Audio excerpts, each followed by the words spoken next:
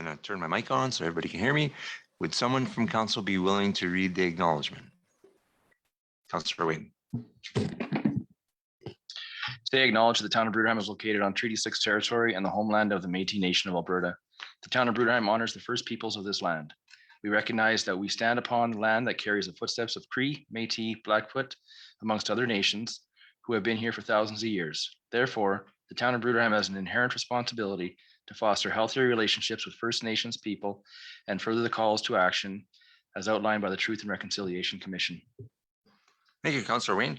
So we'll call this meeting to order. It's 7 p.m. I understand Deputy Mayor is on her way. We'll be a little bit late. Is there any additions, deletions, or changes to the agenda? Nothing from admin, Mr. Mayor. Anything from council? Okay, haven't heard none. Look for a motion from council to adopt the agenda as presented. Councillor Lynn. I shall move we adopt the agenda as presented. Thanks, Councillor Lynn.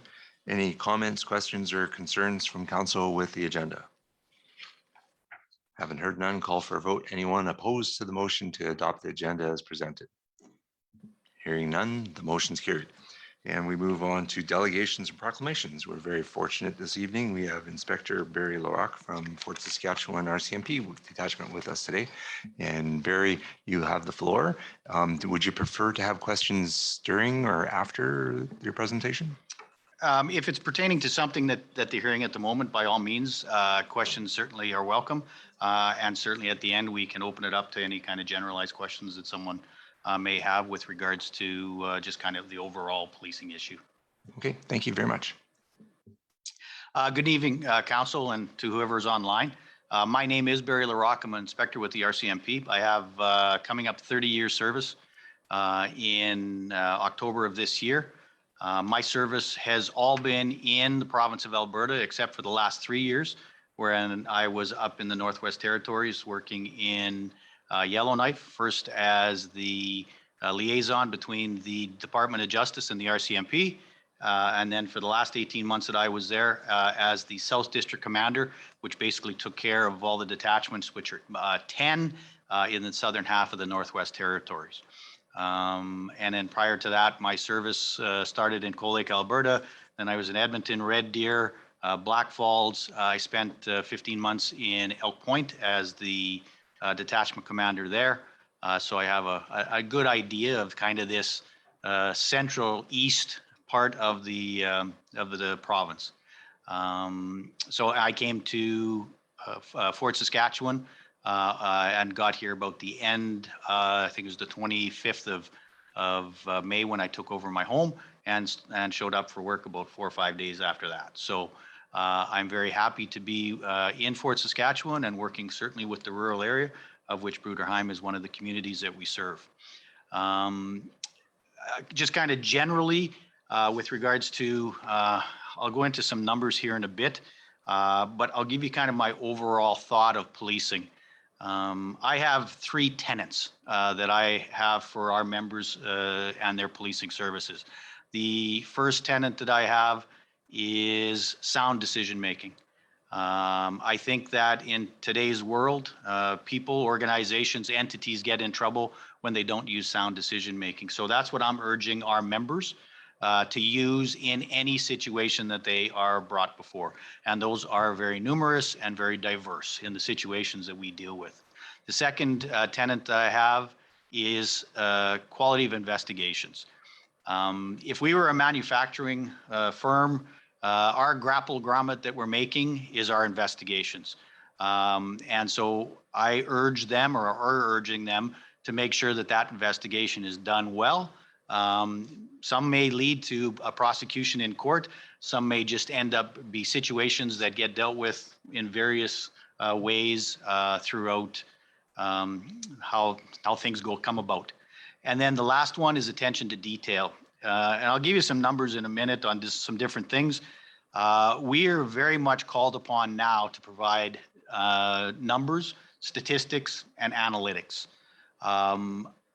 I've been doing this for 30 years. I can tell you we're never going to arrest ourselves out of the issues that we have within our society. We are often called upon to solve people's issues that maybe traditionally have never been policing issues in the past, but we are now that first call to deal with things. And so in doing that, we need to demonstrate how our time is best utilized and served. I wish I had the keys to the cloning machine to make more police officers. We just don't have enough police officers. In Depot, for us, our numbers, even for people who want to become police officers, are way down, and that's across the industry as well. So we don't have a ton of people sitting there wanting to become police officers. So as we move forward, and certainly we have questions out there about a provincial policing model and all those ones that I'm sure that you people have get information on. That will be the choice of governments at whatever levels in the future. All I can say to you right now is we are the police service of jurisdiction. We are confident that we can serve to the needs of the community, but it might not necessarily be what people have expected in the past, but we will certainly do our best to continue into the future to deliver a sound policing model. From within the detachment, we have a few things, and we operate on what they call a post concept. So I have 43 positions, I think it is, including myself, in the out of Fort Saskatchewan detachment. Out of that, I think there's 8 that are provincial positions. So they will are paid for through the provincial policing contract.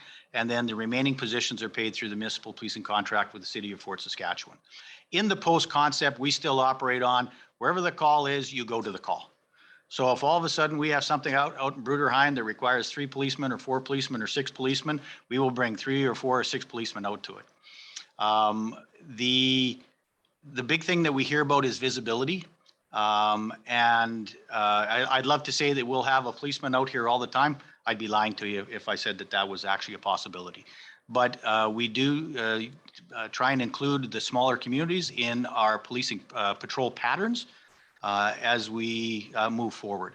But again, to preempt, we just don't have as many police officers as I think society probably needs in today's world. In our detachment, we have a thing, or the RCMP have a platform or called the annual performance plan. And what does, at the beginning of the year, we go out to the different communities that we serve and we say, hey, what are your priorities? But I'm not sure if we this year got out and spoke to the small communities enough. And so what I'm going to commit to the council here, and I've committed to the other governing bodies that I've spoken to, is that I will have this conversation with you throughout the year. And next year, when we go to do our annual performance plan, we will build in some more metrics and initiatives that are kind of specific to the different communities as best we can. We can't water it down too much because someone might, well, we need to stand at that corner and make sure that the sun is shining there that day, or so it's going to be different things to different communities. But I can tell you from being the detachment in Elk Point, or the detachment commander in Elk Point, what they wanted in Elk Point when I was there is certainly different from what, say, the city of Fort Saskatchewan. I recognize that and are willing to work with you to try and tailor our service to the community as best we can. You're not necessarily going to get exactly what you want, but I think we need to have those dialogues. So we have what we call the annual performance plan, and overall the proposed areas that we decided to work on this year was traffic safety, community relations, enhanced police visibility, crime reduction on property crime, domestic violence, and employee wellness. So those are our kind of 5 overall areas that we want to do some work on. Now that mixed into that is all the calls for service that we take. So this is, if we had a perfect utopian world where we had all the time, we would work on those areas. So we have initiatives within there, but those are based on our availability because of our call for service. So those are kind of our overarching ones. I think those maybe need to be a bit more tailored to the smaller community as well. I know the second one that I mentioned, enhanced police visibility, and I'll put this week's paycheck on the thing to say that someone's not going to say we'd like to see more police officers, right? And I understand it. I'd love to say that I will be able to have police here all the time. Like I said earlier, I'm not going to be able to, but I know it's an issue that we need to do something about. So those are our five larger kind of areas that we're focusing on, in addition to our calls for service. There was a quarterly report came out. Mary, I think you got a copy of it because you showed me before. Was that shared with council? Okay, so that report is kind of comes out of our operational strategy branch in our headquarters in Edmonton. I then take it and kind of add some stuff because again, I want to show the community, the councils within their communities that we're hearing you, we want to do more, and that we can work together, right? So that report has come out, and if you have questions, we can certainly answer that.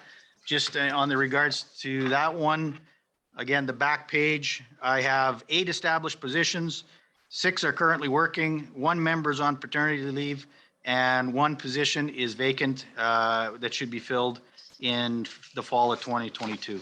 So those are the numbers that are quote unquote dedicated to the rural. Barry, is it okay area? if Councillor Dana Oh, asks sorry, a question? go ahead. Just a quick question about the your statistics chart there. Is that based on Fort Saskatchewan, Bruderheim, and all the ones you do, or is it specific to the municipality, like to Bruderheim or? On the report, that is the rural area. So that's the provincial area. That does not have the numbers for Fort Saskatchewan. So Fort Saskatchewan is broken out into the municipal contract. The rest is Lamont County, including the 3 communities. And now I'll have a couple other things that we can talk about here, more specific to Bruderheim, if you're okay with that. So that report, it comes out. And what I'm committing to you now is that I'll bring you some more numbers and ideas, right? So again, working on the first quarter of the fiscal year, April through June, to June 30th, in Bruderheim, there was 59 calls for service in the 3 months that were there. And we've had things such as abandoned vehicles. Luckily, we only had a couple person crimes in terms of assault. We had 1 sudden death that we had to deal with. We had some breaches of peace. We had some frauds, some harassing communications, some lost items. That includes some traffic tickets, those 59. We've got some mischiefs, which is normally some loud parties and things of that sort that people are wanting their neighbors or whoever to shut down the music. Inspector Barry, Yep. Councillor Dana would like to ask another question. Yep. Okay. So is that for the 59, is that included people that called in to report something, or is that 59 where you guys came out to Bruderheim 59 times? That's the 59 is the number of files. So every time someone calls in, there should be a file made, and it goes into what we call our PROS, our records management system. So that would be someone calls in, the mischief, that call is made and goes down to us. Yeah. Okay, so it technically doesn't mean that you guys came out, right? No, it doesn't necessarily mean we came out. It all depends on the investigation. So the couple frauds, and I'd have to read through, but they could be, hey, listen, someone called me and they wanted money over the phone, and it sounded like the call came from somewhere else, right? So that might be something we might just deal with on the phone. But one of the things that I'm demanding of our people is that I want them to make contact with our complainants. So if someone's calling in, we should be calling them back and saying, hey, listen, we went and looked for that vehicle that you said might be an impaired driver, or we did this or we did that, so that they should know that they're getting a call back and their call was received. But yes, every call that comes in to the lines should be made into, and I say should because there's the odd one that may not. It should be made into a file and then part of our records management system. Thank you. You're welcome. One of the big things that we hear about, especially out in the rural areas, is theft of motor vehicles, right? Trucks and things like that. So from our numbers, we had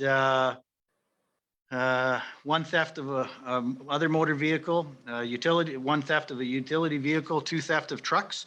So we had 5 complaints of theft of motor vehicles. And then we had some thefts under as well.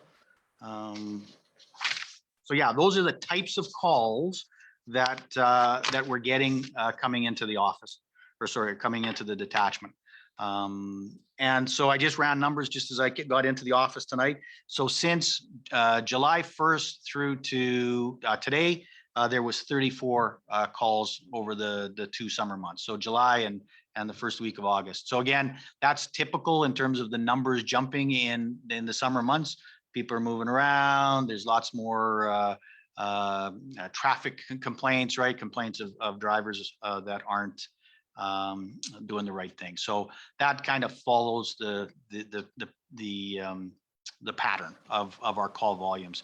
The mayor and I spoke just before the meeting, and in our monthly report, I have the ability to go to a crime analyst, and I'm I was gonna say a money guy. I am that as well on our budgets, but I'm a numbers guy. So we need to use the metrics and the analysis on those metrics to tell us where best to do it. Again, like we don't have enough police officers, and we're not going to have enough police officers to patrol every nook and cranny of the area. So we've got to be very smart about it.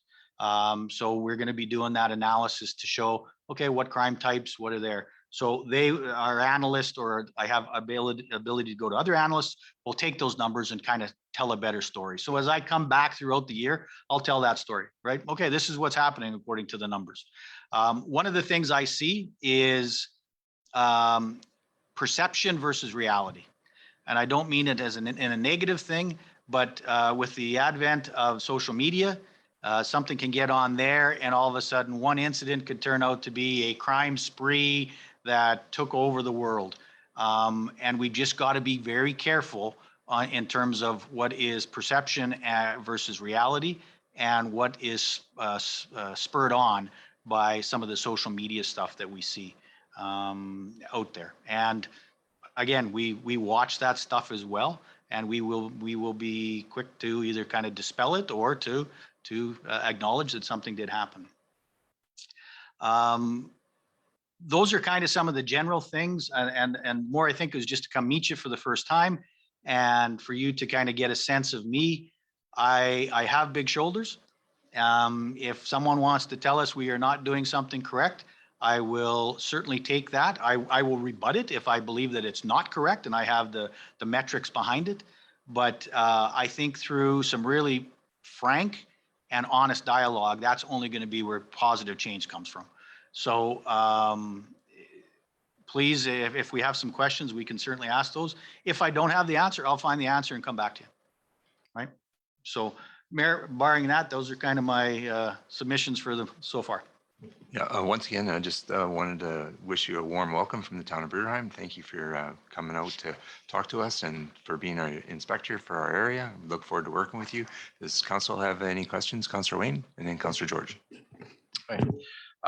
We've talked about this for years, and I don't see anything's come to fruition. And I'm just wondering if maybe we can keep pushing this along. Is when the members are in town during the day, is it possible for them just to walk the streets and go say hi to businesses and just let themselves be known who they are, and just I guess just a relations kind of thing, right? Is that a possibility? It certainly is a possibility. And again, a lot of communities are asking about that. So yes, we will, as we get our numbers to the point where we have that ability for that proactive stuff, we'll tell them to get out of the cars.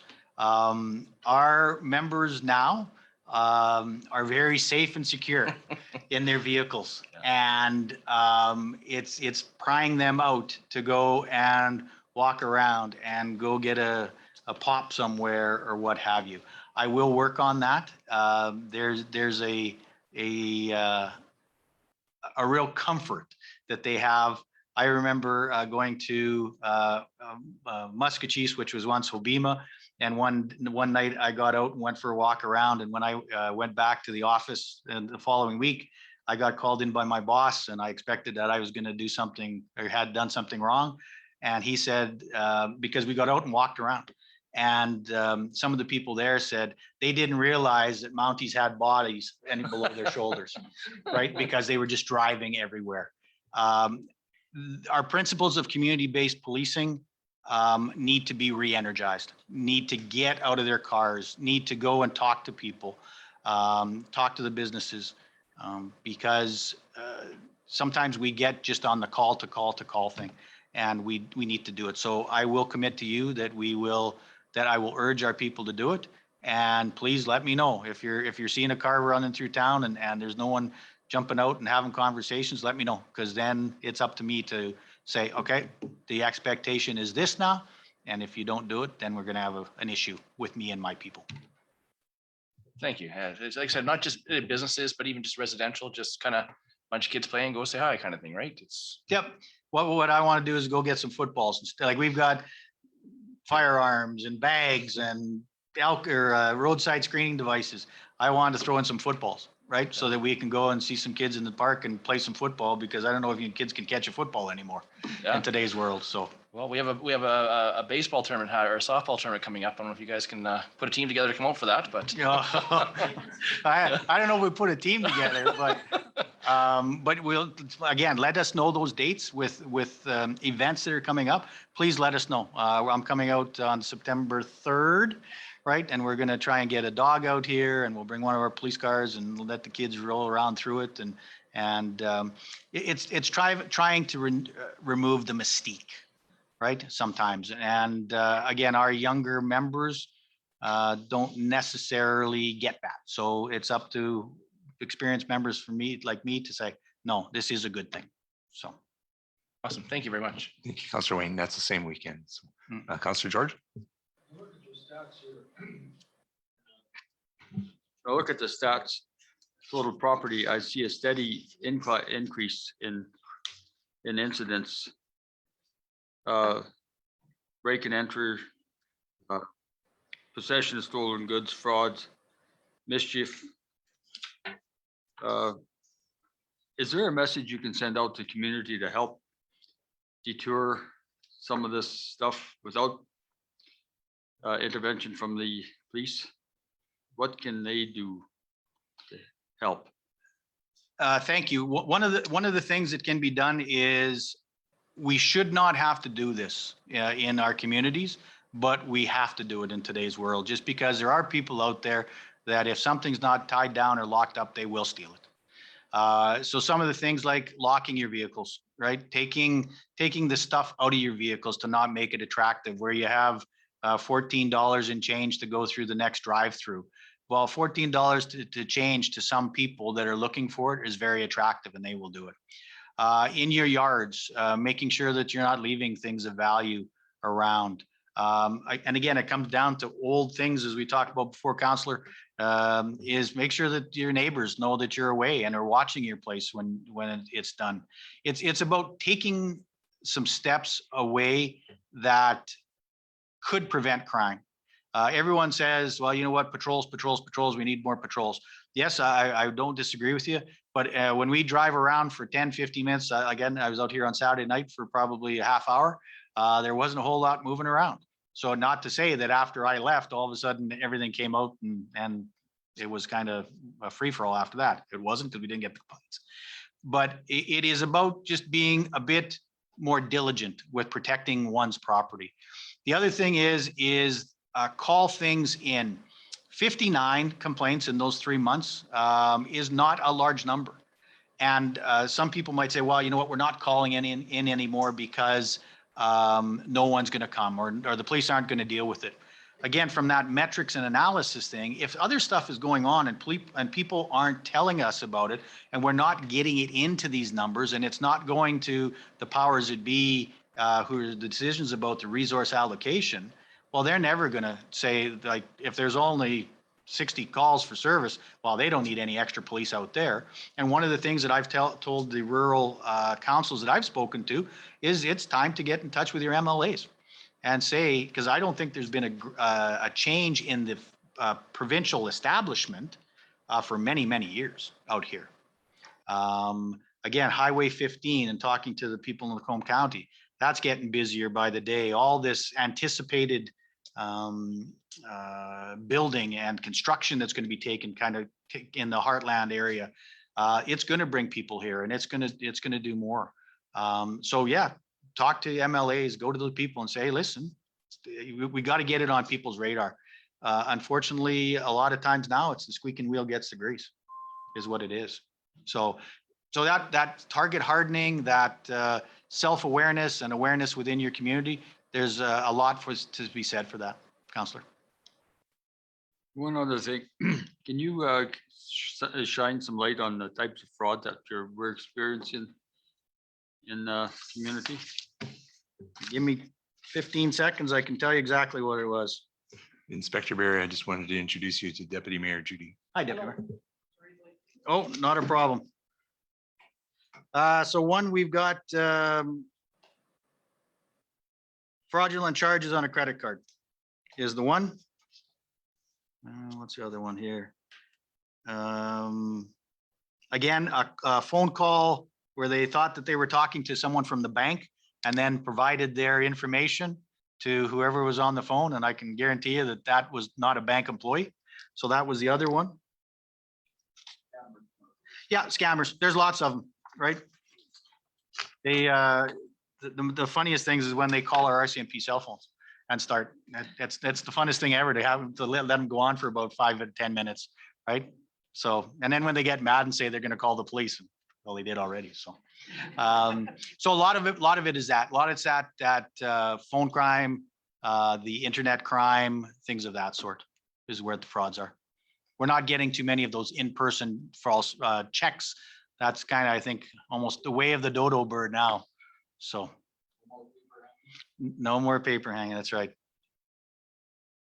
Thank you for the question, Councillor George. Any other questions from council for Inspector Barry? Deputy Mayor Judy, I know you just came in. Is there anything that you wanted to? It was awesome, by the way. Like my presentation was the greatest so far. Yeah. Mhm.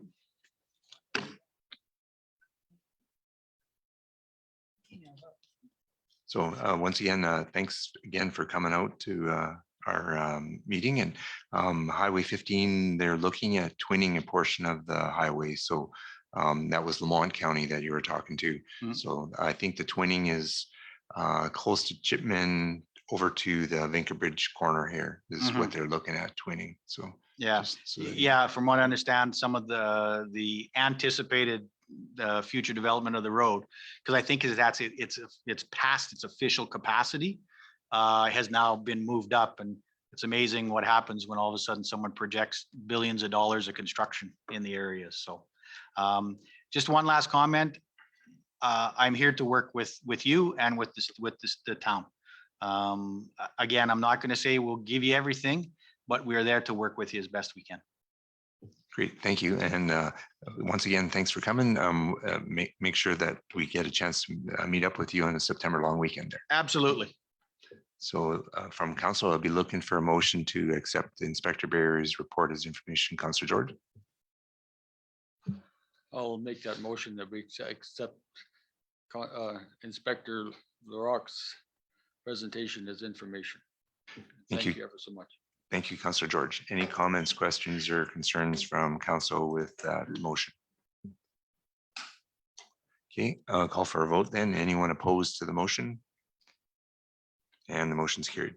So we can move on to 5.2 Rural Assist Program. I believe we're having a presentation. It'll be online. There we are. Good evening, council. It's great to see everybody's faces over virtual capabilities. Hi, Jill. Thank you hi. Thank you so much for having us tonight. It's myself and our rural project lead, Claire. So we're really excited to be here to chat with you about our latest project that we have for Resilient Rurals. It's a program called Rural Assist. And so what we're doing is we're going to be launching this program. The purpose of it is to support and identify vulnerable populations within our community. It's a pilot project, so we're starting it off in Bruderheim, and then we'll be sharing our results with our other community partners of Gibbons and Lamont. And part of it will be a survey. So that will be where we identify and recruit some registrants for our program. So it's in 2 pieces, and we have a presentation for you tonight. So I'm going to let Claire jump in. We've both been experiencing some technical difficulties. We were madly trying to get everything set just now, so hopefully it'll all run smoothly. But you can jump in with any questions that you have during the presentation, or you can ask afterwards, whatever works best. I think I'm just going to turn my screen off while Claire is presenting, just to minimize any impacts for the technology. Thanks, Jill. Hi, Claire. Hi. Sherry, if you could just pull up the presentation, that would be great. Claire, I gave you can share, so if you want to just pull it up. Sure. Yeah, and then that way you can advance the slides when you're ready. Sure, that sounds good. All right. Yeah, we can see it. It's perfect. Okay, this is perfect. I don't need to go to presenter view. Yeah, you should go to prevent, but we can see. Yeah. Are you seeing the full No, screen? you need to go from, can you go back? Mm-hmm. So just say slideshow, go to the right, slideshow. Play from start. There we go. There we go. Okay. Yeah, that's good. Great. Well, hi, everyone. It's nice to see you again. I think it was springtime when we first brought Rural Assist to you guys. And so now it's very exciting to say that we are launching it tomorrow. So we're basically launching a campaign for vulnerable populations in Bruderheim. And it's a 2-parter. We have both the Rural Assist program as well as a survey going out tomorrow. So August 18th, our program will be open for registration. Our website pages will go live. Social media promotion will begin. Trial alerts will be sent out as part of our program. And we'll be doing some targeted door knocking to get people involved. And then with the survey, we'll be going live as well and promoted across town and Resilient Rural's channels. And it will also be part of that targeted door knocking. And I'll cover that a bit later. Claire, I have a question. Mm-hmm. This is Mayor Carl. I'm just wondering, on the survey, how will the information be kept confidential? Yeah, so the survey will only the information that we're gathering there. Well, it's FOIP protected. People know we'll have a FOIP statement at the bottom. And then information gathered, anything regarding critical vulnerabilities, any personal information of that nature will be stored in a database and only available to certain Bruderheim staff. And then the other part, the other information is anonymous. People can answer different questions anonymously. I'll explain more. There's a part 1 and a part 2. Part 1's anonymous. Part 2 is where we get into that more sensitive information. Great. So the information will be kept confidential then. Yes, it will be. Thank you. Any other questions? Well, no. Okay. So another date to put in your ears then is end of January. This is when we'll be doing an evaluation of our pilot program and creating then a model that we can share with our Resilient Rural's partner communities, Gibbons and Lamont, and other rural communities in the province. And we'll also be analyzing and reporting on the results of our survey to you and the community. So I'll first cover more detail of the Rural Assist program. So Rural Assist will connect Bruderheim residents who may be critically vulnerable during severe weather and service disruptions with tailored information and support from town staff. The program will aim to prepare and empower these residents who may be critically vulnerable to severe weather and severe service disruptions due to various circumstances. And it will do this by alerting program registrants about events that could impact their health and safety, as well as providing them additional resources, critical information about the event, and acting as a touch point between those who may need additional assistance and town staff. So when we first were thinking about who is Rural Assist for, we were thinking very broadly about who would be eligible. Because in our research, we learned that many people are climate vulnerable for a variety of reasons. But we went to the regional municipality of Wood Buffalo with this idea because we knew that they had a vulnerable persons registry that they developed since the Fort Mac fires. And the piece of advice we got from them was to really first tailor it down to the people for who an event would be a life or death situation, because those are the people that we have the most regrets about not serving at the end of the day. So we took their advice and narrowed it down to just a small list of critically vulnerable residents. First, those with reduced mobility, either due to disability or other factors, those who receive caregiver assistance on a regular basis, those who are dependent on equipment that runs with electricity or running water and can't run without, those who are heat sensitive, either by virtue of their health condition or the medication that they're using to treat a health condition. There's a long list of conditions and medications that increase heat sensitivity. And then finally, those who have concerns with air quality, like those with moderate to severe asthma or chronic obstructive pulmonary disorder. So the program has a number of components, the most important being the Vulnerable Residents Registry. So this will be a voluntary registry service, and it will be hosted on the town's Everbridge system platform as a separate Rural Assist list. And this information collected will have specific vulnerabilities of each resident, their name, their address, and it will only be accessible to the people who are directly involved with Rural Assist. So the second component then, of course, is the tailored alerts that we send out to those lists.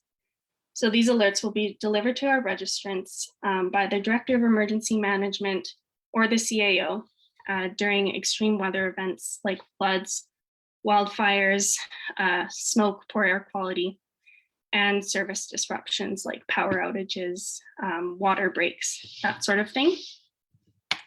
And residents can choose to receive their alerts in a number of ways, because we know we're targeting a lot of seniors in this case.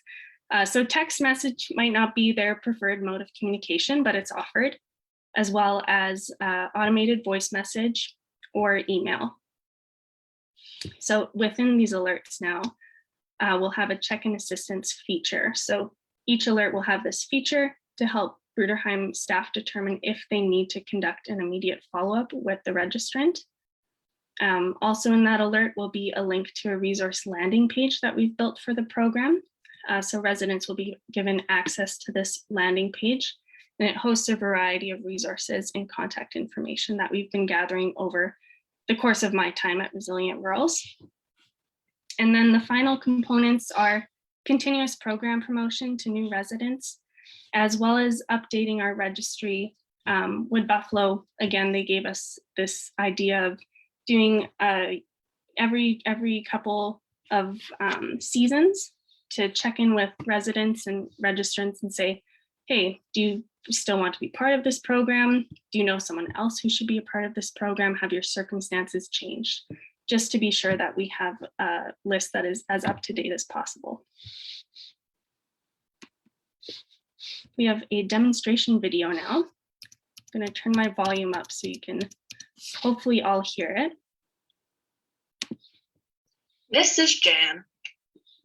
She enjoys gardening, volunteering at the local library, and bird watching at the Spring Creek Interpretive Center. She also has a home hemodialysis machine to manage her type 2 diabetes. The machine gives her the flexibility to fit dialysis into her schedule and needs power and clean water to run properly. Last year, during an unexpected water shutoff, Jan did not know to prepare and was unable to use her home hemodialysis machine, which had a large impact on her health. The Rural Assist program seeks to support residents like Jan through unexpected and emergency events, ensuring no one is left behind.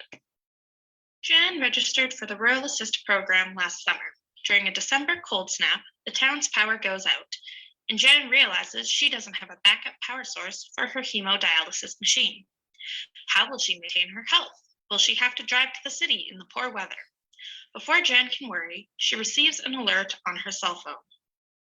Each Rural Assist program alert consists of 4 parts: a notification of the event and its impact, ways to stay safe during the event, contact information for the town and links to additional Rural Assist resources, and a check-in button to ensure Rural Assist registrants are safe and aware of the situation. Jan, stressed about her machine, forgets to check in. Within the hour, a staff member calls her directly. When Jan tells them about her hemodialysis machine, they discuss a plan to ensure she will be able to run her treatment within the day. The staff member has arranged for the utility company to prioritize Jan's address and has brought Jan a backup generator she can use. The staff member also shows Jan how to navigate the link to the Rural Assist resource landing page and shows her all of the information about extreme cold so Jan can remain safe for the rest of the deep freeze. There you have it. That's one scenario that we would activate the Rural Assist program, and one case where we could really make a difference in someone's health and safety during an event. My project partner, Danielle, who can't make it tonight, she put together this video. So that's the voice you heard. This is Jan. Sorry. I'm trying to figure out how to move to the next slide now. There we go. Okay, so overall, our program theory that we're working with here is that by establishing a connection between Bruderheim residents who live with these critical vulnerabilities to both online resources and relevant staff, we are improving the town's ability to ensure safety among our vulnerable populations during service disruptions and events brought on by climate change and extreme weather. So we're looking at achieving a number of goals. For short-term goals, we just want to develop a comprehensive program registrant list. That's a very important and key part of this program. The next would be for town staff to have gained a greater awareness of existing vulnerabilities among residents, and for awareness to be raised among residents about their vulnerability.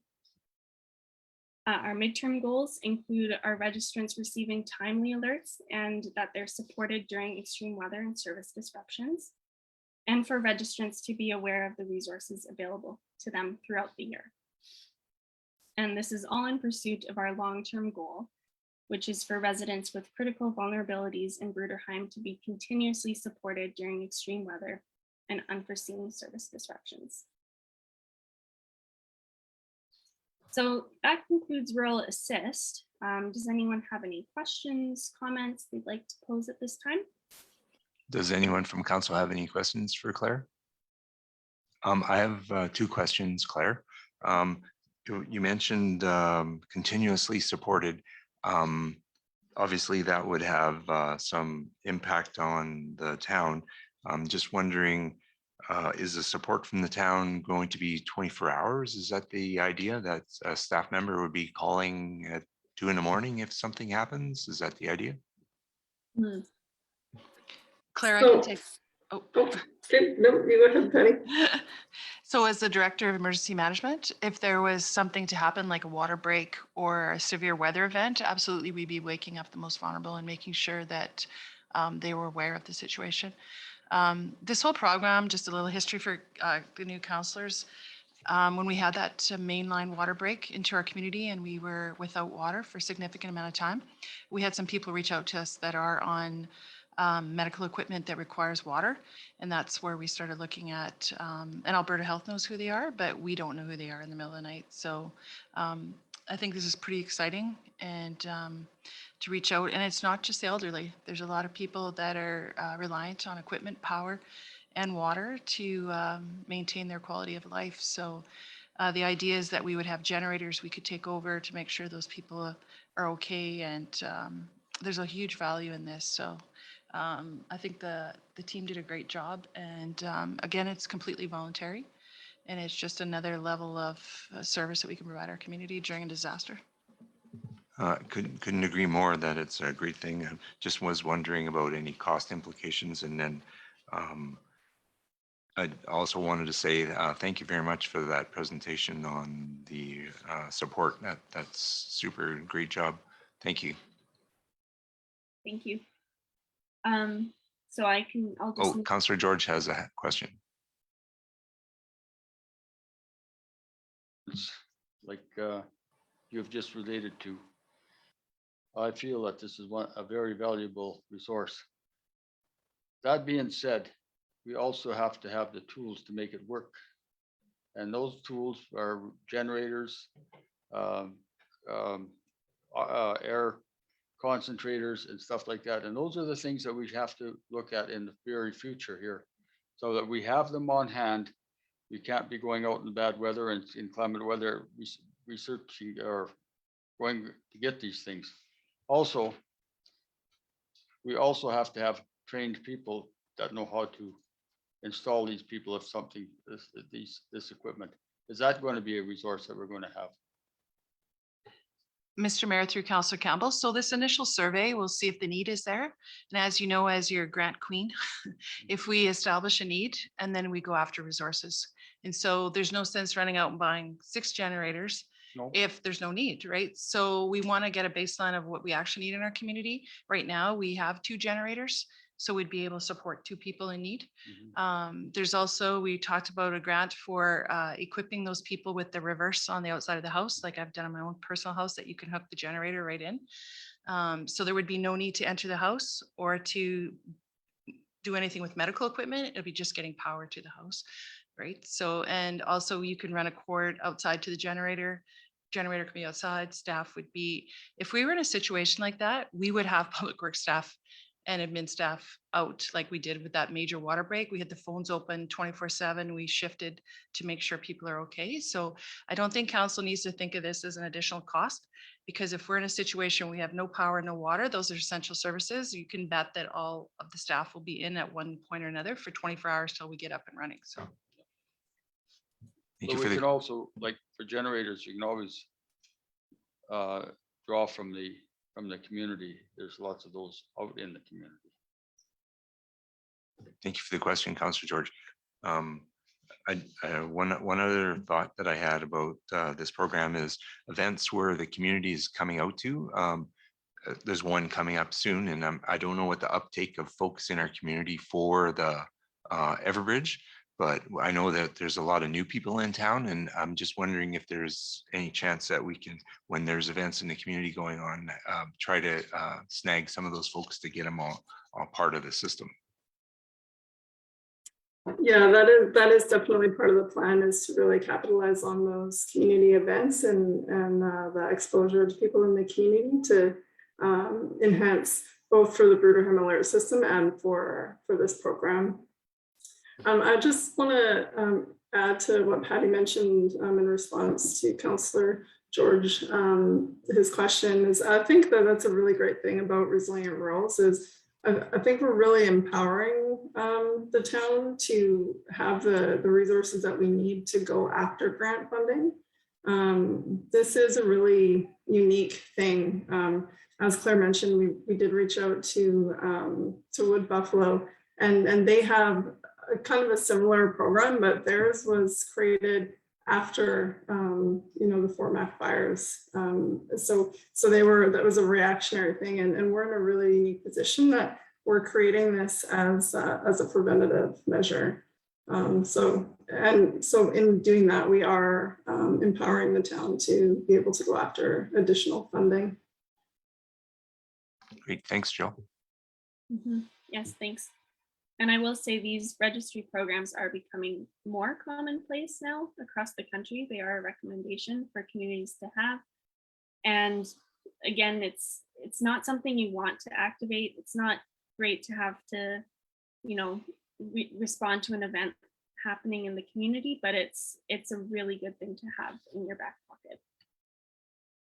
Okay, well, thank you. That concludes the rural assist portion, and then I'll just cover our community vulnerability, which is the second piece of this vulnerable populations campaign that we'll be launching. So our survey, what exactly are we gathering? As I mentioned previously, it's a 2-parter. Part 1, again, is that voluntary, anonymous, part. So we're inviting all registrants to complete it to let us know exactly where they stand in terms of vulnerability. We're trying to gauge vulnerability across our town. So we're asking only 6 questions, and they're designed to gather the following information. First, we're determining the presence of vulnerable demographics in the community. We're determining the weatherproof quality and security of people's housing, the level of household emergency preparedness, the presence of energy and utility poverty. We're asking people about workplace conditions in extreme weather. Do they feel safe, comfortable, protected? And we're also looking at self-reports of community connection. So again, a very broad idea of what vulnerability is. And then part 2 is more strategic. So we've designed part 2 to be a form to gather registrants for Rural Assist. So it's designed for those people with those critical vulnerabilities. The form is meant to begin their registration, and so it can be filled out directly by a registrant, or it can also be filled out by a family member or friend who wants to begin registration for a loved one. So strategic in the sense that we're asking everyone who may not be relevant or may not be eligible for Rural Assist to participate in the survey. And through part 1, we're getting the gears turning. They might be thinking, oh, actually my mother is quite vulnerable. She might be someone who should be on Rural Assist, or oh, my neighbor down the street is a perfect candidate. So that's what we're doing with our survey. So overall then, our goals are to gain an understanding about different types of vulnerability in Bruderheim's community, to provide participants insight on just how broad vulnerability can be. We can also provide a rationale to explore future town services. And again, the part 2 gathers Rural Assist registrants directly and makes connections with those who would like to register a family member or friend in the program. So looking at potential avenues for promotion, I'd mentioned door knocking. This can be a significant vehicle for promotion, and we'd be able to target specific areas of the community, like Spring Creek Manor, to get people signed on to our program.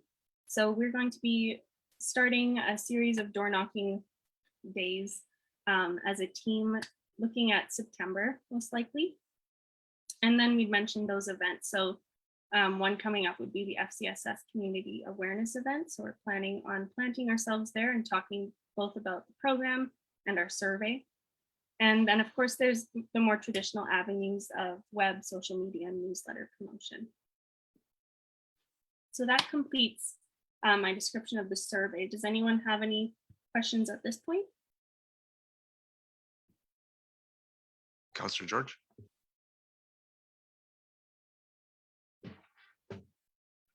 Individual preparedness. Is that educational wide, education for dependent people, or what kind of a tool would you be using there? I think you're referencing one of our questions, gauging household preparedness. Yeah, levels of household emergency preparedness. Yeah, so in this question, we built in an educational piece. So we've kind of built out a what goes in a go bag or an emergency kit for a car or your home. And then from that piece, we ask people, have you considered building one? Do you have one? Do you know what goes in one? Do you have a vehicle that you could use, or do you have the ability to drive to exit town in the case of an evacuation? Are your household members aware of your emergency plan? Questions or specific questions like that to really gauge. It's more of a household, less so an individual preparedness. I hope that answers your question. Thank you. Thanks for question, Councillor George. It looks like there's one page left. Okay, yeah, my last slide is just wrapping up those key points there. So tomorrow, August 18th, we launch. The program and the survey will be managed by Resilient Rurals, the Emergency Management Director and Chief Admin Officer. They'll be promoted continuously on all town and Resilient Rurals channels. And then we will evaluate both of them at the end of January. And given some evaluation, we hope to make the program stronger and have it continue in Bruderheim following those potential amendments throughout time in preparation for anything coming our way. Well, thank you very much. Really enjoyed the proactive part of doing this. Appreciate it very much. Is there any further questions from council for Jill or Claire? Deputy Mayor? And not necessarily a question, more thank you very much, girls, for doing this. As we sat in on the emergency management meeting and went over this, it's very interesting that we're in the center of the industrial heartland. So you never know what can happen, right? As things grow around us. So something like this is being really proactive and getting ahead of the ballgame. And I know they did a small survey at the Spring Creek Manor and things came to light real quick as to things happening and how the world's changed a little bit. So I think it'll be a great program to get into our community, and hopefully the ones that need it peg into it and get online, and then go online with that notification so that they can find out what's happening in life. Thank you, Deputy Mayor. And the other thought that just occurred to me while Deputy Mayor was speaking is this would be an evergreen kind of undertaking, because Spring Creek Manor, every so many years, there's a turnover of folks staying there. So to keep it going and to get folks enlisted on the system, it's not something that you just do it once and then we've got the community and we're ready to go kind of thing, right? No, this is something that will definitely evolve with the community. Yeah, and I'm sure, going through the pilot of the program, there will be a lot of things that we learn and a lot of things that we can improve on. And then yes, absolutely, it will be an evolving piece. Thank you very much. Councillor George has a question. Program that could work effectively with FCSS as well as the Lamont Health Unit. Yes. As far as gathering information. Yeah, no, we're always looking for ways to expand our network. Sorry, Patty, did I interrupt you? No, that's okay. Councillor Campbell, actually, they can't share information with us. So that's VoIP, right? So we have to collect it on our own. There's no way to gather who the vulnerable population in our community is from them. In terms of promoting the program, there may be potential there. Looking for different ways to get the word out about the survey and the program. That may be an area where we can connect with different organizations for sure. Great, thanks for the question, Councillor George. Any further questions from council for Claire and Jill on the resilient rurals? Haven't heard any. Thanks for taking the time to do this, and we sure appreciate everything that you do, and we look forward to the launch of the program. Thank you, Mayor. I just wanted to just end off saying thank you so much to Claire and to Danielle, who, as Claire mentioned, was not able to be here this evening. They put a lot of work into it, and I'm really grateful for both council and administration for supporting us through this project. This was highlighted early on in our planning with our working group as something that was really important to Resilient Rural. So we're really grateful for the continued support. So thank you for having us tonight. Yep, that's just great. Thank you so much. Your presence was very much appreciated, and we're going to move along the meeting now and look for a motion from council to accept your presentation as information. Deputy Mayor. I make a motion that town council accept the Rural Assist Program presentation as presented by Claire Kronig and Jill Yanich on August 17th, 2022 as information. Hopefully I didn't butcher those names. Thank you so much for that motion. Any comments, questions, or concerns from council with that motion? Haven't heard none. Call for a vote. Anyone opposed to the motion? And the motion's carried. Thanks again, Jill and Claire. And we're going to move on to adopting the minutes of July 6th meeting. Thank you. Thanks, everyone. So we're looking for a motion from council to adopt the minutes of July 6th. Councillor Dana. I motion that we adopt the minutes from the July 16th, 2022 council meeting. Thank you. Is it July 6th or 16th in the agenda that I've got? It I says scrolled 16. too fast, sorry. July 16? 6th, 16th? 16, 6. 6. It is July 6th. Yep. Okay, thank you. And any comments, questions, or concerns with that motion? Haven't heard none. Call for a vote. Anyone opposed to the motion? And the motion's carried. So now we can move on to council priorities. Number 7, council priorities 7.1 information requests. We'll start with Councillor George.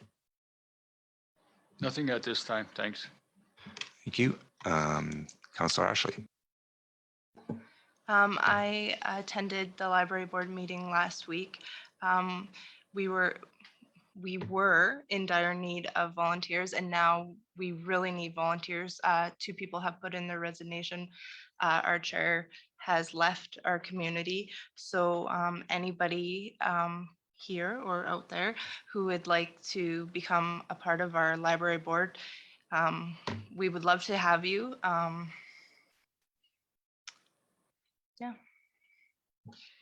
Any Councillor, volunteers? Councillor Carter, how would, just for people listening, how would they register? Or show, like, who could they contact?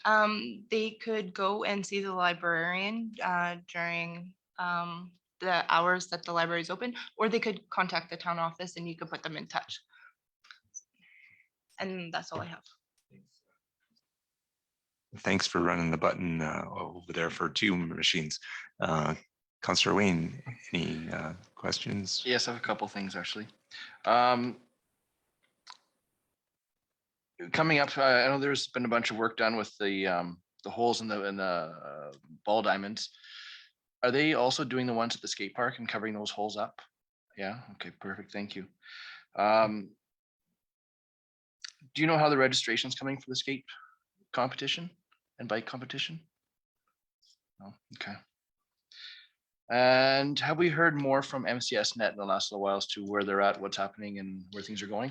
Mr. Mayor, through Councillor Lecco, yes, we have. They were actually supposed to present tonight, but they sent a contract on Friday and I sent it to our lawyers, and then we have a few concerns before it comes to council. So probably hopefully in 2 weeks, we'll be bringing it to council for consideration. Okay, thank you.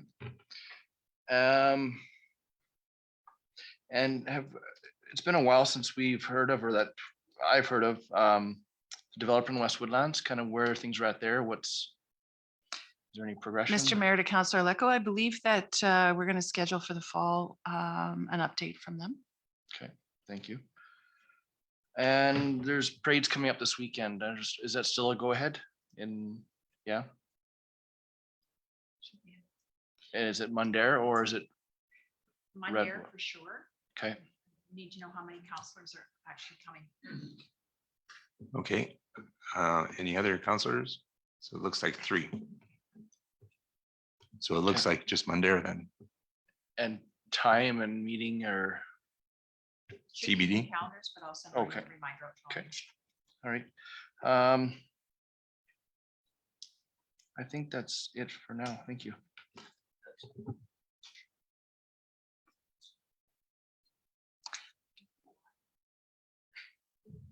If we have 4, can we do Redwater and Mundare if there's one more? Mr. Mayor, through Councillor Jacobs, council can do whatever they would feel comfortable doing. What would we do for vehicles? Oh, would make that work. Yeah. So administration sounds like would accommodate.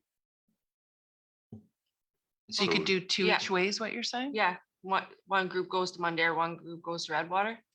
Yeah. One vehicle would not be decorated as nicely, that's for sure.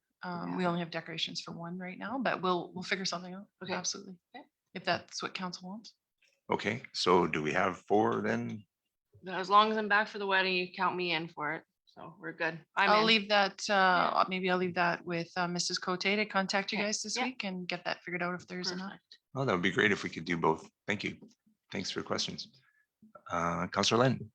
Nothing at this time. Thank you, Councillor Lynn. Councillor Dana. Yeah, I guess just the Family Fun Fest. We have enough, I don't know if everyone knows, but we do officially have enough to run a ball tournament. I asked the NSA guy, he said that we need between 4 to 5 teams. We've got 5 teams. I think there's one more that's kind of in the works of getting made up.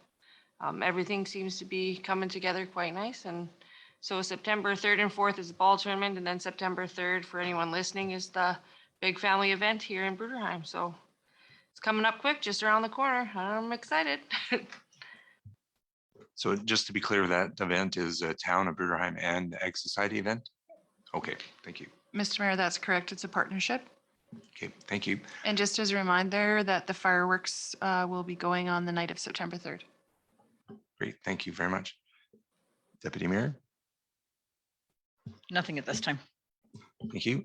And going in reverse order for program requests, any program requests, Deputy Mayor? Nothing at this time. Thank you. And Councillor Dana? Nothing at this time. Okay. Councillor Land, any program requests? None at this time. Councillor Wayne? Not at this time. Councillor Ashley? Nothing at this time. And Councillor George? Nothing at this time. Thank you. Okay, thank you. So then we can move along. Thanks, everyone. To request for decisions, 8.1, changes to cost recovery.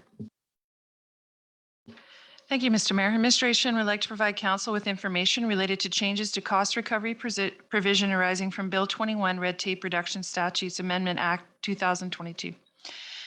We are recommending that Town Council directs administration to prepare a letter to send to Alberta municipalities and rural municipalities of Alberta, advocating for the government to reconsider the changes that were made to S546, orders arising from Bill 21 Red Tape Reduction Statutes Amendment Act 2022 for council signature. The Town of Bruderheim has a community standards bylaw that is enforced by Strathcona County through contracted services and by town administration staff. It is a lengthy and costly process to enforce these bylaws to keep our communities safe and tidy. Strategic plan areas, building a safe and energetic community, enforcement of community standards bylaw to set guidelines for a safe and sustainable community, pursuing excellence in municipal leadership, opportunities to create bylaws to create a safe and viable community. Other impacts, illegal, legislative and legal, community standards bylaw 45-2016, Municipal Government Act, RSA 2000, Chapter M26, Section 541 to 556, enforcement of municipal law. In summary, changes recently made through amendments to Section 546 will make it more difficult for municipalities to redeem contravention of the community standards bylaw, and municipalities will be facing additional costs and debt owing to the municipality.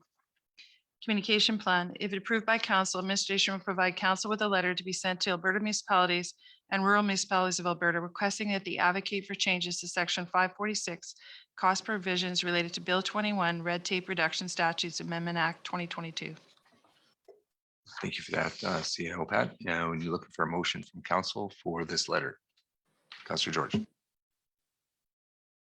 I make a motion that town council directs administration to prepare a letter to send to Alberta municipalities and rural municipalities of Alberta advocating for the government to rescind the changes that were made to S546 orders arising from Bill 21 Red Tape Reduction Status Amendment Act 2022 for council signature. Thank you, Councillor George. Any questions on that motion? Councillor Wayne and then Councillor Lett. Is this something the MLA is involved with us? Like are we going through the MLA with this for support, or how is that? Is there any, Absolutely. We can also CC the MLA in our letter to Alberta municipalities. And this was our lawyer that sent this to us, that which I'm very grateful for because this is huge for small municipalities. Thanks for your question, Councillor Wayne. Councillor Lett. Yeah, can I just be, I read it, but it's just, can you tell me what the glaring issues are? So, Mr. Mayor, through Councillor Falardo, the glaring issue is that we had the ability before they changed Bill 21 to assign unsightly premises cleanup to taxes, and now we don't. Is that correct? Yes. Yeah, there's a lot of other information, but that's the biggest one for us. Is there's no recourse to, as you know, we follow a process of notification. Right, they have a chance to change, to clean up the property, very long process already, going through the courts. And when you finally get through there, you can go in and clean up the property, but then the bills put on their taxes and they're taking away that opportunity for us. So there's no, Hold on, Councillor Leonard, are you finished? No, I'm still, Okay, thank you very much for that, because as it looks, we still have a lot of properties within the community would need there's a ton of them. And then if we lose that ability to get them to clean it up and be responsible for their properties, it's a tremendous value to our community, because it is bringing our community down. I had a fella come to me from the city the other day and he said, wow, you got some pretty bad yards here. I said, yeah, we do. So, I mean, I think it's really important that we get this taken care of. Thank you. thanks for the question, Councillor Lynn. Councillor George. So you're saying there's no recourse at all for collection then? Mr. Mayor, through Councillor Campbell, we'd have to go to court, small claims or, So it becomes more of a cost than a recovery. right.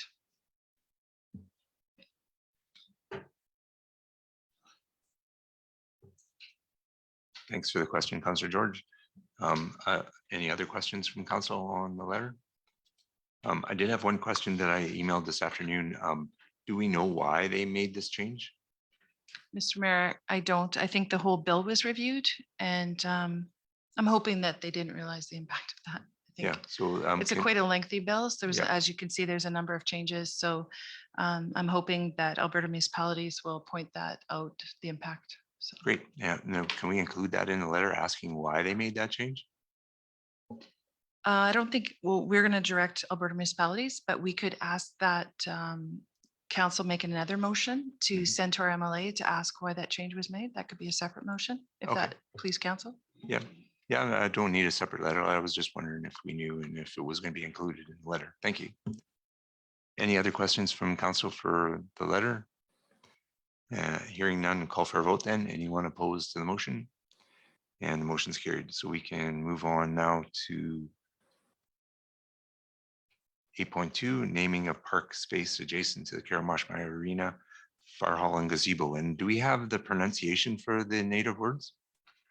It's in Ojibwe words, and my best pronunciation is Nakognog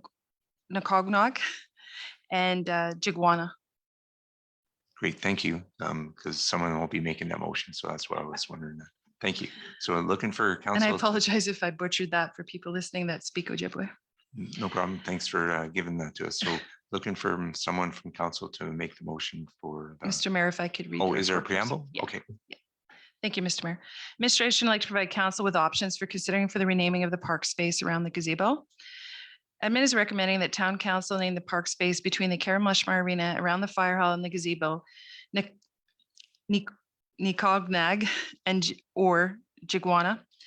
The park space around the gazebo is one of the recreation areas has not yet been named with a cosmic theme. Currently, we have the Cosmic Skate Park, the Galactic Garden, the Starlight Campground. The gazebo space is noted as the gazebo park currently, which is not in keeping with our current naming of spaces in the community to align with our branding of home of the Bruderheim meteorite. Build a safe and energetic community is one of our strategic plan areas, creating educational opportunities to bring culture, diversity, and awareness to our community. Also opportunities to build relationships and partnerships with other cultural groups for our community development. Council participated in Indigenous culture awareness training on the direction of 7Gen Consulting. Administration contacted 7Gen and Stacy Sharing to seek out some guidance and opportunities named the park as part of our culture awareness journey while keeping our branding theme. Administration's recommendations to name the park space Nikagnag as it speaks to our history, the brothers, our branding of star constellations, and Treaty 6 lands recognition. With council approving of the naming of the park space by the gazebo, administration would work with a local Indigenous artist to create a gateway sign to the park. Information could be shared on social media and a special renaming ceremony would be held. And that's everything, Mr. Mayor. Thank you, CAO Pat. So we're looking for a motion from council for the renaming. Councillor Wayne. I guess, first of all, which one are we going to be going with? Just what's the thoughts of council? Mr. Mayor, oh, you're talking to council? Yeah. Yeah. I know there's a recommendation in here, I think, from Admin. And just a Admin. reminder, Bruderheim is the brothers, right? The brothers' home. Okay. And so that's why we're kind of excited about that name, because we're tying in the German history as well as the Indigenous history, and that's. So maybe we should just do two motions and vote on each motion, and then whichever one gets passed. Would that work? So if you don't mind doing the first motion for the first one, the brothers. What does the brothers refer to? What? It's a star constellation. Okay. Okay. We asked them if they had anything that related to stars, constellations, comets, meteors, something in Ojibwe that would tie into our meteorite theme. And when this one came up, we're like, okay, that's cool because of the history of Bruderheim and the word. And so that's kind of Okay. why we like that one. Okay. So I guess the town council named the park space between Carroll Mushmeyer Arena and the fire hall and the gazebo. Nikanag, the Brothers Star Constellation. Thank you, Councillor Wayne. Any comments, questions, or concerns on that motion? Okay, is anyone in favor, who's in favor of that motion? So there's 4 right there, 5. So that motion is carried and we don't need a second motion then. Councillor Wayne? Just another question. Will there be, I'm assuming there'll be a sign made of some sort. Will it have the pronunciation, how to say it on there? So it's a little easier for people to, because it's not an easy word to. Yeah, Nikanag, like we'll just have to keep saying it. And it's like Peterbosny. It's been 25 years and some people like my mother still can't say it. So there's Ukrainian names that are a lot worse than that. So I think if we all just, we sought out the expertise of some Ojibwe, it was really interesting, their language and how it developed in this, in Treaty 6. So I think if we just keep saying it and saying it, and we'll get them to say it to us, then I think it'd be really easy for people, but. That's great. Thank you for that. And we're going to announce this to the media so the folks. Yeah, Mr. Mayor, we're going to work, Sherry connected with some amazing people in Fort Saskatchewan that has a beautiful store there and quite the artist. And so we just asked that we went to council first to see, and then we'll bring back to council some of our thoughts about how we would go forward renaming. And we'd really like this to line up for Indigenous Day. That would be fantastic, September 30th, as well as we're hosting the Provincial Communities in Bloom.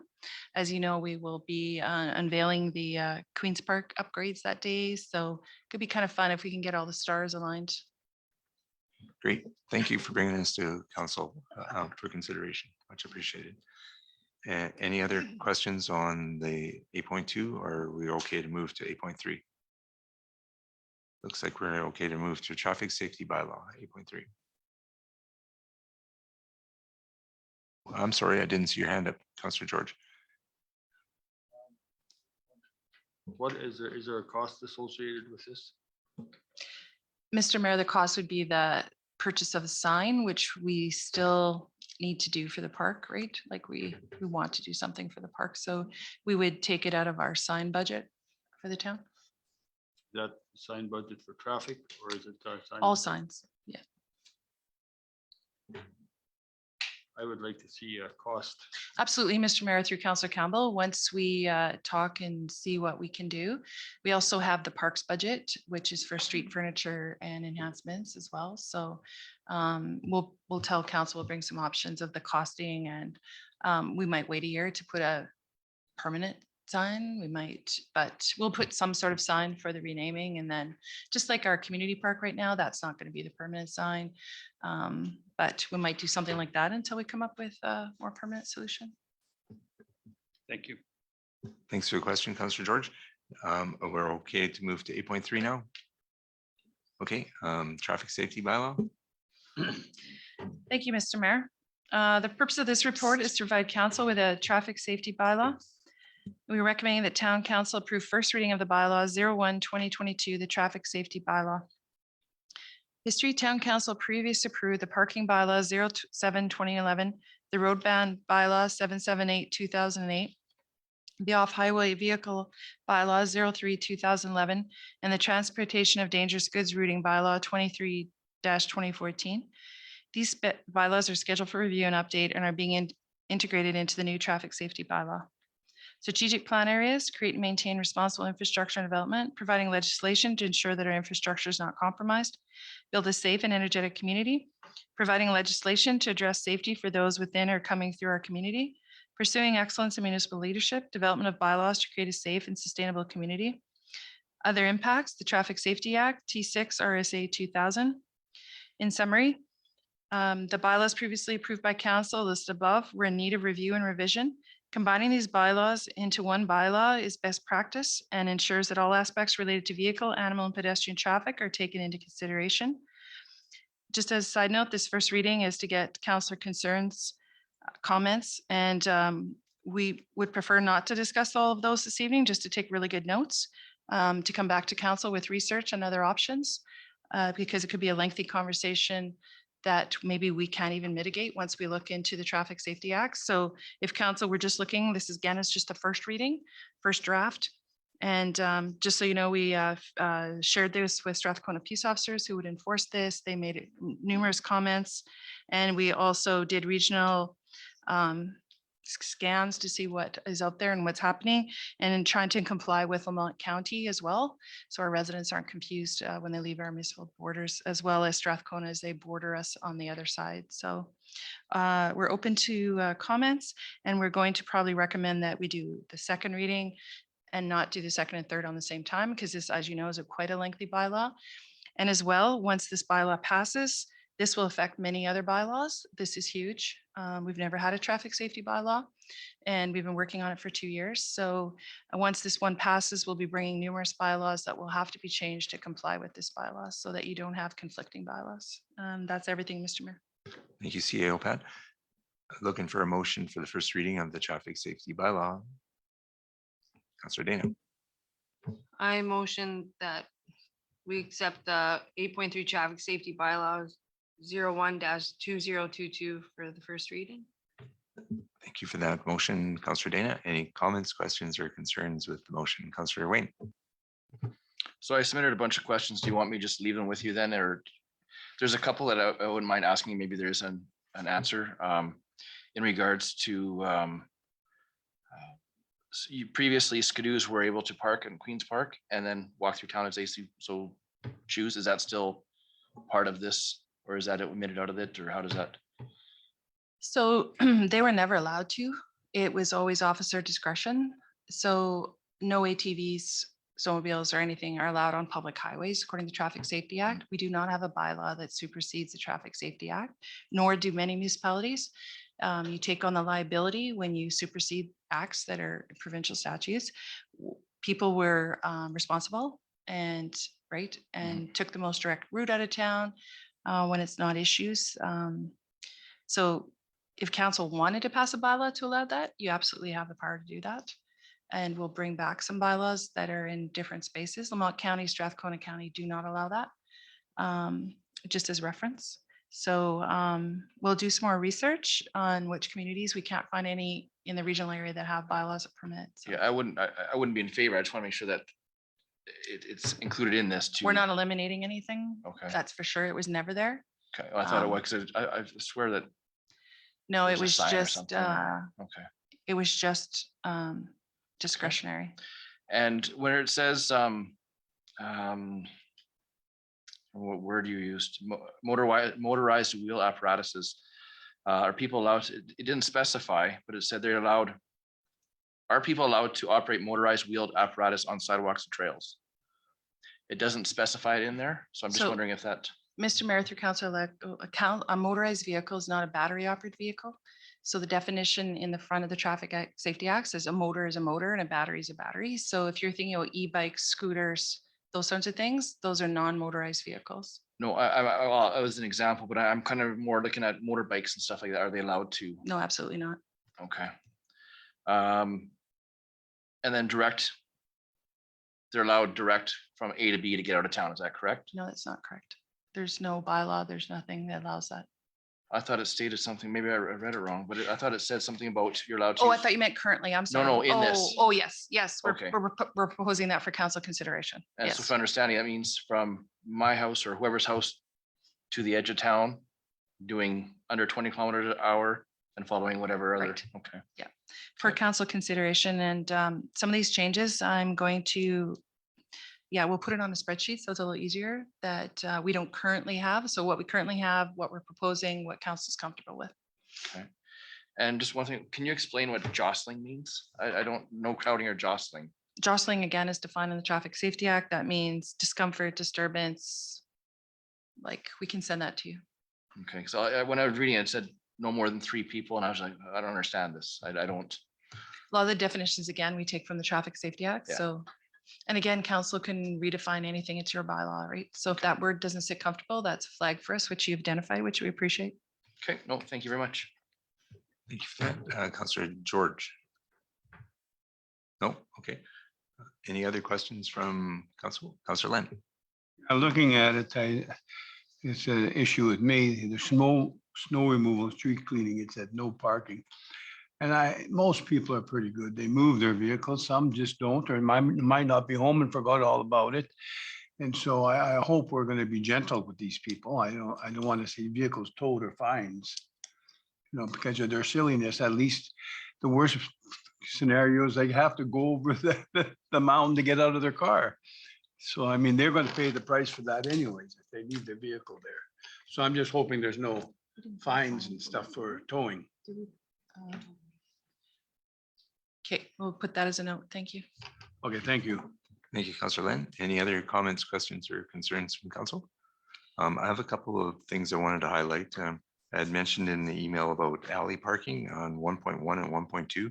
It says the loading or unloading of goods for a period not exceeding 30 minutes. And the 1.2 says for 5 minutes. Those are kind of short timeframes, especially if you're in the wintertime trying to unload a car full of groceries or whatever. I was wondering if we could propose maybe instead of 30 minutes for the one to 60 minutes and for the one for 5 minutes to 15 minutes. And then the other thing I wanted to talk about is back in the day, I do recall seeing a bylaw that the town used to have for ATVs or whatever, and snowmobiles was allowed to most direct route in and out of town. And that was before I was on council, when Ben Billick was first on council. The Fort Sask Snow People, I forget the name of the organization. Snow Angels, I think, from the fort with the snowmobiles made a presentation, and that used to be in the bylaw at one time. What I'm concerned about, if we make a bylaw that says folks can take the most direct route out of town with their ATV, and we leave it at that, where are they going to go? Because the roads currently in Fort Saskatchewan and Strathcona, or sorry, not Fort Saskatchewan, Lamont County and Strathcona follow the Traffic Safety Act, which do not allow for that in the road or on the ditches. So are we setting people up to ride their machine out of town, and then where are they going to go safely without breaking the law? So I'm just a concern that I have, and maybe that will get fleshed out when you do more research. So that's all the comments that I have. And Councillor George.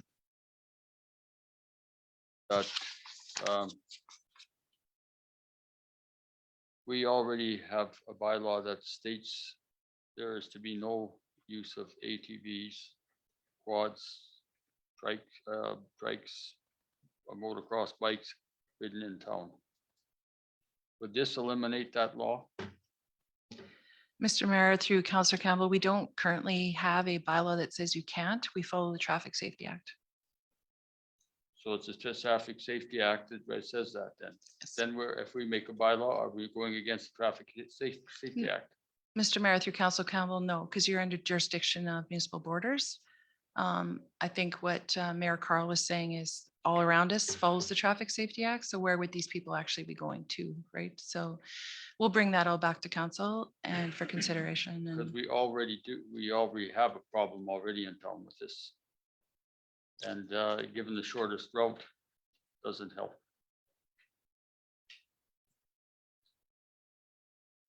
On the other issue with this is an environment issue with the use of this equipment within town. You can look at the trails going alongside of the railroad. You can look at some of the trails out to the east of us here. They're nothing but ruts and a mess.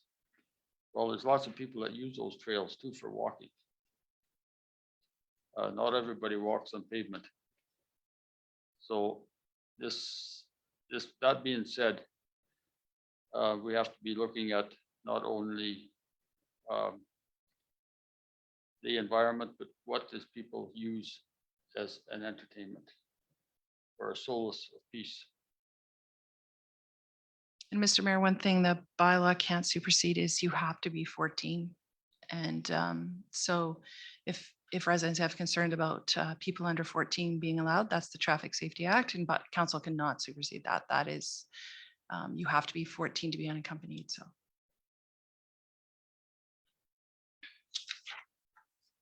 Thank you, Councillor George. Is that all? For the time being. Okay, can somebody hit the button? Thank you, Councillor Ashley. Deputy Mayor, did you have your hand up? I was seeing you're moving a little bit. No, okay. And the other thing I wanted to mention is lots of folks compare us to Northern Alberta or Northern Ontario, where the forest land, crown land, where ATV use is allowed, is right beside your community, and then it makes sense that they have a place to go to. I know that informally it has been asked of Lamont County, and if they would look at doing something different for folks to be able to ride from Bruderheim to the natural area, and they've said no. That was just informally. So don't know if they'd change their mind if it was a formal request, and then that would give access for folks from our community to natural area safely and not break the law. And then the other thing that Councillor George twigged for me is I didn't remember seeing in the bylaw anything about plate and registration and insurance. Yeah, that's the Traffic Safety Act again. Okay, thanks. Any other comments, questions, or concerns with that motion? Mr. Mayor, if I could just ask council to really read through this and please in the next week or so, if you could find time to really go through, there's a number of items beside ATV, and this is a very large bylaw. And if council sees anything that's sticking out to them that they're not comfortable with, I would really appreciate the feedback. Great, thanks so much for administration bringing us forward. So if there's no other comments, questions, or concerns, we'll call for a vote. Anyone opposed to the motion? Okay, and the motion's carried and we can move forward. Oh, sorry, Councillor Dana. I motion to come for break. Can I do that? Yeah. You sure can. Yeah, how long would you like? 6.5 minutes. Okay, we'll be timing. So anyone opposed to the motion? And the motion is carried.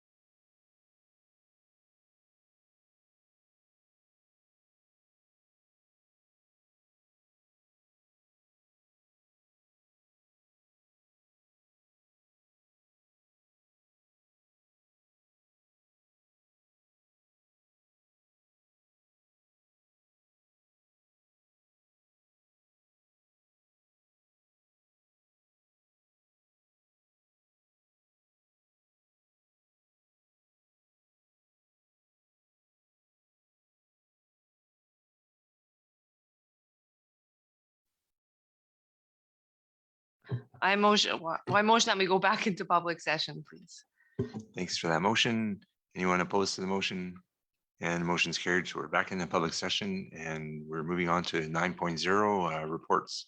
Mayor and council committee reports. Looking for a motion to receive mayor and council committee reports as information. Councillor Ashley. I motion that we receive, that council receive the mayor and council committee reports as information. Thanks, Councillor Ashley. Anyone opposed to that motion? And the motion's carried. So now we're looking for a motion for the Chief Administrative Officer report. Deputy Mayor Judy. I make a motion that town council receive the chief administration officer report as information. Thanks, Deputy Mayor Judy. Any comments, questions, or concerns with that motion? Councillor George. Thanks. Yep. My assistant. Yeah. Anyway, I have noticed that the Public Works have been actioning the CC valves and stuff within town. Have they found anything that's suspicious failure or that can be a problem with us within the winter time, coming winter, or? Mr. Mayor to Councillor Campbell, that is the purpose of exercising them. And yes, we have a list of ones that aren't working. So I think 2 years ago we started that. And so yes, so we know at least which ones don't work. So if a resident has, like, we're slowly doing a few every year, fixing them. And so if a resident has an issue and we know that their CC doesn't work, at least we're not wasting time and we know we have to cut it off at the street, right? So the purpose of that is we can't possibly do them all, but we'll at least have it on a map now, electronic map, GIS, that which ones aren't functioning. So But is there a plan in the future? yeah, absolutely. In our operating budget, we're doing so many a year through that. But, and have we been actioning the street valves as well? Absolutely.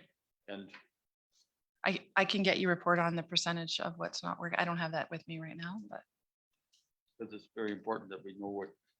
as you know, we have that grant right now where we're doing underground cammering of all our infrastructure to see. And it's really important now with the MSI having to be allocated by the end of 2023. And so we'll be prioritizing for council during the budget process of fall of 2023 of where we will be concentrating on the infrastructure upgrades.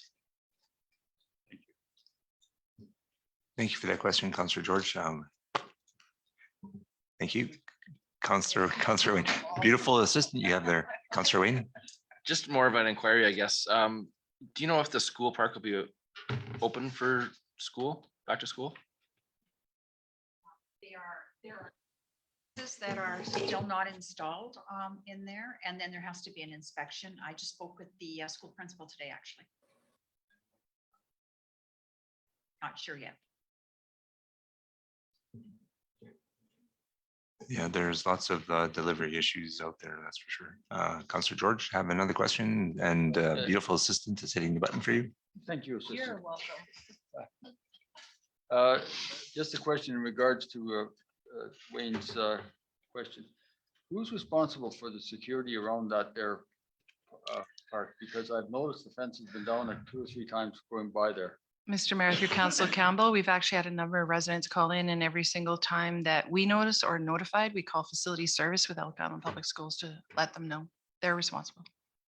Because well, when you see a fence falling down like that, there should be some more infrastructure done to make it more secure.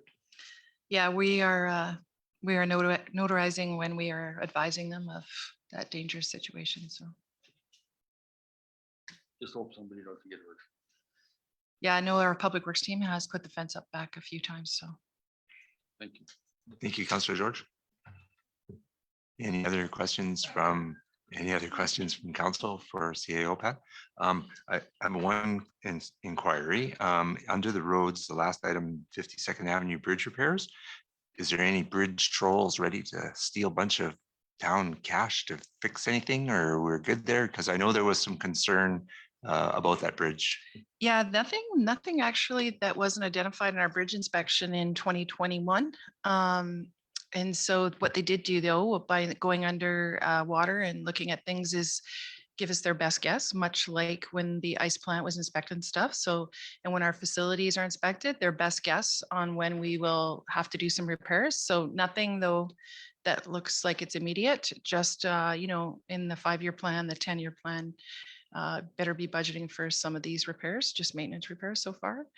On my wish list is to put a walking bridge, of course, to keep the connection between school and road separate. So I asked them to prepare a little bit of a estimate of what that would cost to put an additional walking bridge across there. An extension, yeah, like to make it wider, just like an overhang so that we can keep the walking trail separate from the driving. Right now, they're right on the road, really, essentially, right? So.